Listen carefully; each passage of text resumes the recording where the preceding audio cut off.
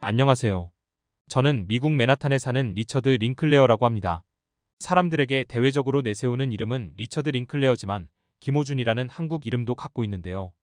그 이유는 제가 한국에서 미국으로 입양을 왔기 때문입니다. 미국에 오기 전에 저는 나이 터울이 상당한 누나와 함께 고아원에서 살고 있었습니다. 늦둥이인 저는 장녀였던 누나와 무려 15살 차이였죠. 가난한 형편에 남의 집 새빵살이를 하고 있던 저희 집은 집에 화재가 일어나면서 저와 누나를 제외한 온 가족이 세상을 떠나고 말았습니다. 저와 누나가 살 수 있었던 건 누나가 울음을 그치지 않는 저를 데리고 잠시 동네 산책을 다녀왔기 때문이었죠. 그 당시 저는 신기하게도 엄마가 아니라 누나가 달래줘야만 울음을 그치는 아기였다고 합니다. 하루아침에 천혜고아가 되어버린 저와 누나는 고아원에서 지내게 되었고 누나가 20살 성인이 되면서 어린 저를 데리고 나와 일을 하며 저를 먹여 살렸죠. 동네 사람들은 어린 것이 불쌍하다면서 동정하곤 했지만 저희 누나에 대해서는 이상하게 호의적이지 않았습니다. 오히려 저희 누나가 지나갈 때마다 수군거리곤 했죠. 어떤 사람은 대놓고 저희 누나에게 삿대질을 하며 동네 망신이니까 다른 데 가서 살면 안 되냐고 말하기도 했습니다. 누나는 일에서 퇴근하고 돌아오면 술과 향수 냄새가 섞인 채 돌아오곤 했고 다른 사람들과 달리 낮에 집에 있고 밤에 출근했습니다. 제가 누나에게 밤에도 집에 있으면 안 되냐고 하면 누나는 씁쓸하게 웃으며 저에게 그럼 내 약값과 병원비는 누가 대주냐고 했죠. 저는 4살 무렵부터 심장병을 앓고 있었고 누나는 이런 저를 꼭 고치겠다고 자주 말하곤 했습니다. 어느 날은 누나가 평소 데려가던 병원과 다르게 저는 아주 큰 병원에 갔습니다. 이곳에서 외국에서 오신 저명한 의사 선생님한테 수술을 받을 거라고 했지요. 누나는 저를 포옹해주면서 지금부터는 아프더라도 조금만 참자고 말했습니다. 이 수술을 받으면 나을 거라고요. 코가 큰 푸른 눈의 외국인 의사가 무서웠지만 누나와의 약속을 생각하며 꾹 참았습니다. 수술도 마찬가지였어요. 수술을 받고 퇴원 후 저는 더 이상 가슴을 옥죄는 통증을 겪지 않았습니다. 저와 누나는 다른 동네로 이사 갔습니다. 그 동네는 신기하게도 저희 누나같이 화려한 화장과 복장을 한 여자들이 많은 동네였습니다. 가까운 곳에 미군 기지가 있어 코가 크고 갈색, 파란색, 녹색 등등 희한한 눈 색깔의 군인들을 자주 볼 수 있었죠. 저를 수술해 주었던 외국인 의사 선생님은 무서웠는데 이곳 미군 아저씨들은 초콜릿이나 사탕 같은 간식들을 주곤 해서 친근하고 좋았습니다. 누나는 이전보다 맛있는 음식들을 많이 사줬고 저도 더 좋은 옷을 입고 다녔어요. 하지만 누나는 가끔 우울하고 슬퍼 보였기 때문에 어린 저는 마음이 아프다고 생각했습니다.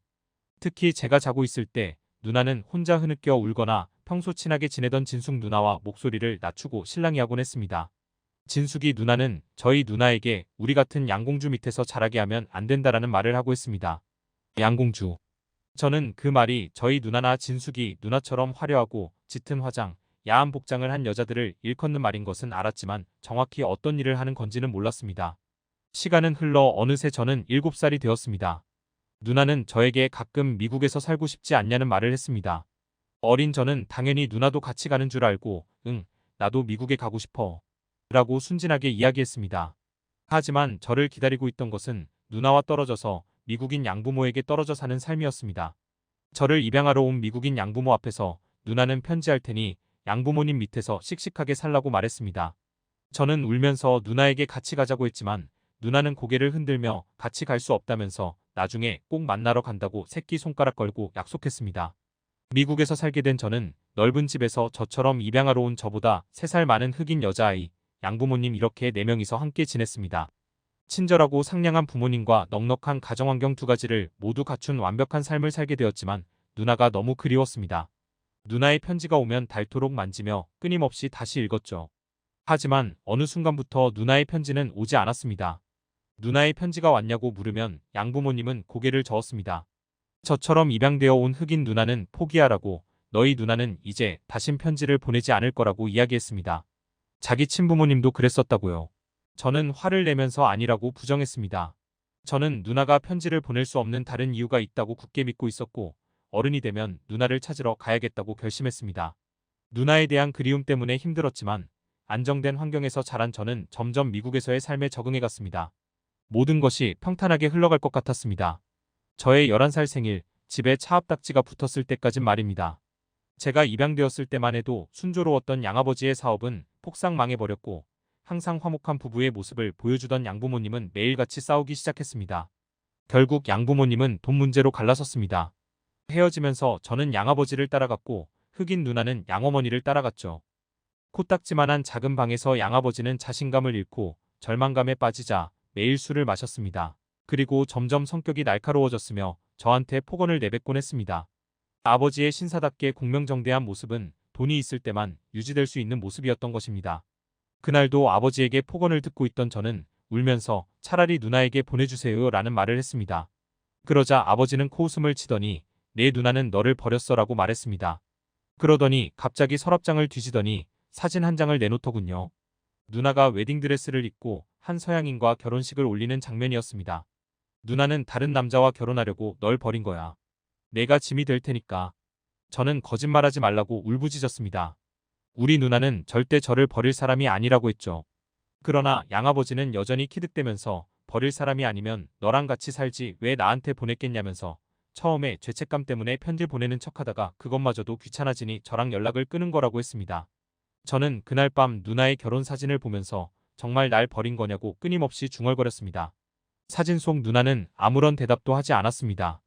그 일이 있고 난 뒤 얼마 지나지 않아 저는 아버지로 인해 위탁가정에 보내지게 되었습니다. 그러나 위탁가정에서의 삶도 험난했습니다. 좋은 위탁가정도 있겠지만 저를 맡은 위탁가정은 흔히 말하는 정부 보조금을 노리는 사람들이었습니다. 그 사람들은 저와 친자식을 심하게 차별했고 방임은 물론이고 가끔은 굶기기까지 했습니다. 그리고 저는 마침내 인정하고 싶지 않던 사실을 받아들였습니다. 정말 누나가 날 버리지 않았다면 이 시궁창에 날 두진 않았을 거라고요. 버림받았다는 걸 인정하자 제 안에서 분노와 울분이 자라나기 시작했습니다. 15살이 되자 아버지는 저를 다시 데려왔습니다. 아버지는 저에게 너도 이제 다 컸지 않냐면서 알바를 해서 돈을 벌어오라고 했지요. 저는 학교와 알바를 병행하며 힘든 생활을 해야 했습니다. 저는 빨리 성인이 되어 이 지긋지긋한 집구석을 빠져나갈 궁리만 했습니다. 마침내 성인이 된 저는 아버지로부터 벗어날 수 있었습니다. 저는 학비 지원을 받기 위해 군대에 입대했습니다. 군대에 입대하면 학비를 전액 지원받아 다닐 수 있었기 때문입니다. 대학을 졸업한 후에는 제대하고 뉴욕 월스트리트의 은행에 취직해 일에만 몰두했습니다. 세계적인 은행에서 고액의 연봉을 받으며 살아가는 저는 예전보다 훨씬 풍족한 생활을 할 수 있었습니다. 제가 30살이 되자 남처럼 지내던 양아버지에게 연락이 왔습니다. 결혼을 한다고 하더군요. 아버지가 결혼 상대로 소개해준 여자는 무려 아버지보다 10살이나 많은 할머니였습니다. 늦은 나이까지 노처녀로 있던 이 할머니는 순진하게도 아버지가 자기를 진심으로 사랑한다고 믿고 있었습니다. 사업의 실패에 거짓골이 되었지만 얼굴 하나는 배우처럼 생겼다는 소리를 들을 정도였던 아버지는 여자들에게 번갈아가며 빌붙곤 했습니다. 굳이 저를 부른 것도 양아들과 화목하게 지내는 모습으로 가정적인 모습을 어필하고 싶었던 것이겠죠.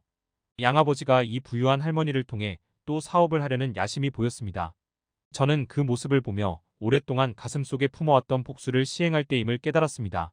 그의 결혼을 망치기 위해 뒷조사를 하기 시작한 저는 아버지가 그 할머니의 돈으로 어린 여자를 만나고 있다는 것을 알게 되었을 뿐만 아니라 한 가지 흥미로운 사실을 알게 되었습니다. 저희 아버지가 무정자증이라는 것이었죠. 지금이야 무정자증이 운이 좋으면 치료하는 시대였지만 그 당시 무정자증은 사실상 생산을 포기해야 했죠. 집에 입양아밖에 없을 때부터 어느 정도 예상은 했지만 역시 아이를 못 낳으니 대체품으로 입양한 거구나 라는 생각에 힘이 쭉 빠졌습니다. 저는 그 할머니에게 아버지가 젊은 여자와 모텔에 가는 사진을 보냈고 결국 아버지의 결혼은 결혼식 한 달을 앞두고 파토났습니다. 그래도 그 여자가 빚을 많이 갚아줬으니 새 삶을 살 수 있었을 텐데 과거의 영광에만 집착한 아버지는 절망에 빠져 약에 손대기 시작했고 결국 재활원을 들락날락했습니다. 끝까지 약에서 벗어나지 못한 아버지는 결국 세상을 떠났죠. 아버지에게 복수를 끝낸 저는 저를 버린 친누나의 인생도 박살내야겠다고 생각했습니다. 누나를 찾는 건 뒷조사로도 찾기 쉽지 않았습니다. 그러나 제가 중년의 나이에 접어들자 페이스북 같은 SNS의 시대가 열리며 훨씬 사람을 찾기 쉬워졌습니다. 누나는 미군인 남편과 결혼하여 살다가 사별한 후 한국으로 돌아간 듯 했습니다. 한국에서 사귄 새로운 남자와는 결혼을 전제로 만나는 것 같았습니다. 드디어 누나의 인생을 망칠 수 있는 열쇠를 찾았다고 생각했습니다. 누나와 같이 남자에게 웃음을 팔던 여자들은 자신의 과거를 숨기고 결혼하는 일이 흔했습니다. 미군 전 남편이야 양공주의를 하면서 만났을 것이 뻔하니 과거를 알았겠지만 과연 한국인 남친도 그녀가 양공주의를 했다는 것을 알까요? 잘만 하면 아버지와 같은 방법으로 그녀의 인생을 망칠 수 있겠다는 생각이 들었습니다. 저는 SNS로 누나에게 접촉했습니다. 버릴 때는 언제고 저와 연락이 닿았다면서 엄청나게 기뻐하더군요. 그런 누나를 보면서 속으로 비웃었습니다. 자기를 망치려고 계획을 세우고 있는 줄도 모르는 멍청한 여자였습니다. 우리 두 사람은 한국에서 누나의 남친과 함께 만나기로 약속을 잡았습니다. 그리고 출국 하루 전, 저는 누나의 남자친구로부터 저희 누나가 뺑소니 사고로 세상을 떠났다는 말을 듣게 되었습니다. 결국 저와 누나의 재회는 장례식장에서 만나는 것이 되어버렸습니다. 하지만 저의 충격은 여기서 끝나지 않았습니다. 누나의 남자친구는 저의 예상과는 다르게 누나의 과거를 다 알고 있었습니다. 자기는 더러운 과거를 가졌는데다가 결혼한 경력까지 있다며 밀어냈던 누나를 이 남자가 그래도 상관없다면서 오랫동안 구애했기 때문에 이뤄진 관계였습니다. 그는 누나가 저를 무척이나 그리워했다고 했습니다. 입양간 저에게 틈만 나면 편지를 써서 보냈지만 어느 순간부터 답장이 전혀 오지 않아 양부모님께 무슨 일이냐고 연락해보니 저와 연락하고 싶지 않다고 말이 돌아왔다고 합니다. 양아버지는 누나에게 리처드가 당신이 어떤 일을 하는지 어렴풋이 알게 된 것 같다면서 누나를 더럽게 여겨 연락하길 꺼린다고 했죠. 충격을 받은 누나는 그 뒤로 연락하지 않았다고 합니다. 그리고 양공주의를 관두고 미군들의 집에서 집안일이나 빨래를 해주는 일을 하며 평범한 일을 하면서 살기 시작했다고 해요. 그렇게 살다가 양공주의를 할 때부터 알고 지냈던 미군과 결혼해 미국에 오게 되었고 용기를 내어 다시 저에게 편지를 보냈습니다.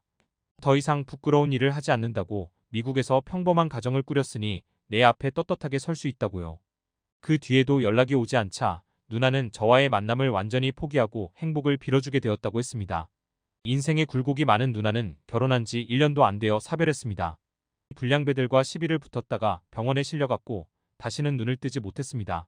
여자 혼자 미국에 적응하기 힘들었던 누나는 한국에 돌아와 조용히 살아가고 있었죠. 그러던 중 저에게 연락이 왔으니 얼마나 기뻤겠습니까? 몇십 년 전 숨겨져 있던 진실을 마주한 저는 충격을 먹었습니다. 누나의 잘못이 아닌 누나와 저를 떼어놓으려던 양부모의 공작이었던 것입니다. 누나의 말만 듣고는 믿을 수 없던 저는 오랫동안 연락을 하지 않고 지내던 양어머니를 찾아 사실을 확인했습니다.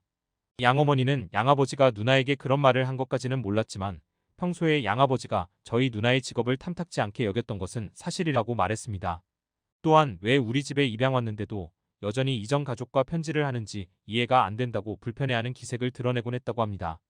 결국 진실을 인정할 수밖에 없는 지경에 이르자 후회와 죄책감으로 미쳐버릴 것만 같았습니다. 거의 1년 가까이 폐인처럼 살다가 간신히 정신을 차렸죠. 만약 제가 조금만 더 빨리 누나를 찾았다면 어땠을까요? 저는 현재 누나가 없는 형편에도 동생을 생각하며 도왔다던 가난한 집안의 아이들을 돕고 있습니다. 누나의 소망대로 이 한국 아이들이 부디 건강하고 바른 사람이 되기를. 그리고 저의 이런 행동들이 누나의 인생을 망치려고 했던 저의 끔찍한 마음에 대한 속죄가 될 수 있기만을 바랍니다. 양부모의 잘못된 행동으로 몇십 년 동안 서로 오해를 한 남매의 이야기 어떻게 보셨나요? 저희 클립 뉴스는 감동적인 사연을 기다리고 있으니 언제든 제보 부탁드립니다.